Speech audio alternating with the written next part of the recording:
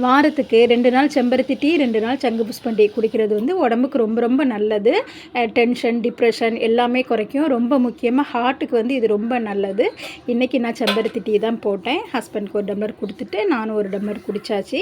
இன்றைக்கி பிரேக்ஃபாஸ்ட்டுக்கு வந்து புட்டும் பயரும் தான் வைக்க போகிறேன். நைட்டே பயறு வந்து ஊற போட்டிருந்தேன், காலையில் வேக வச்சாச்சு.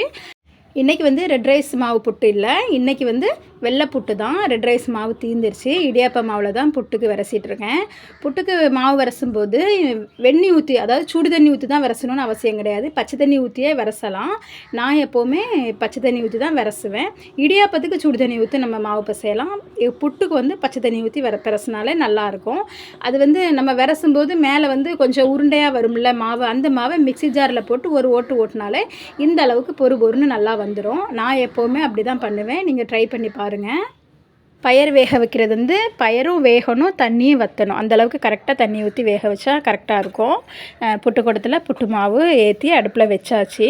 நம்மளோட சேனலில் வீடியோ அப்லோடு பண்ணி ஒரு வாரத்துக்கு மேலே ஆயிடுச்சு.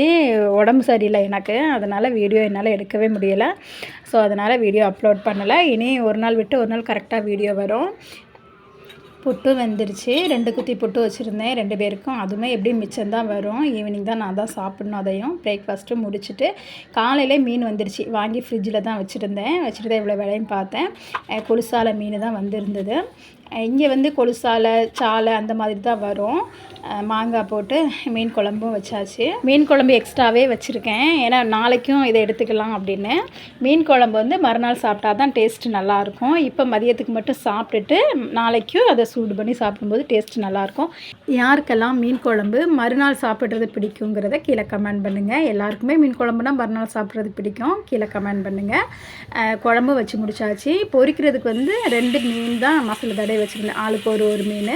ஸோ அதனால் மீனையும் பொரித்து வச்சாச்சு. நம்ம வீட்டில் எப்போவுமே மட்டன், சிக்கன், மீன் எதுனாலுமே ஒரு வெஜ்ஜு வைக்கணும்ல. ஸோ அதனால் இன்றைக்கி வெண்டைக்காய் மெழுக்கு வரட்டி தான் வச்சுருந்தேன். எல்லா வேலையுமே ஒரு 12 மணிக்குள்ளே முடிஞ்சுது. மதியம் எப்போவுமே சாப்பிட்டு முடித்ததும் ஒரு பழம் சாப்பிடுன்னு தோணும். வீட்டில் வாழைப்பழம் முடிஞ்சுது, மாம்பழம் இருந்தது, அதையும் கட் பண்ணி வச்சுட்டேன். எனக்கு ஒரு கிரேப் ஜூஸும் போட்டு குடித்தாச்சு. ஒரு நாள் விட்டு ஒரு நாள் கிரேப் ஜூஸ் போட்டு குடிச்சிடுவேன் மதியத்துக்கு. மழையும் ஸ்டார்ட் ஆயிடுச்சு. ஹஸ்பண்ட் சாப்பிட வர்றதுக்கு எப்படியும் 2:30க்கு மேலே ஆகும். அது வரைக்கும் இனி எனக்கு ரெஸ்ட்டு தான். கொஞ்சம் நேரம் ரெஸ்ட் எடுத்துகிட்டு மறுபடியும் ஹஸ்பண்ட் வந்ததுக்கப்புறமா மதியம் சாப்பிட வேண்டியதான். இன்றைக்கி டே சூப்பராக போச்சு. நாளைக்கு விலாகில் பார்க்கலாம். பாய்.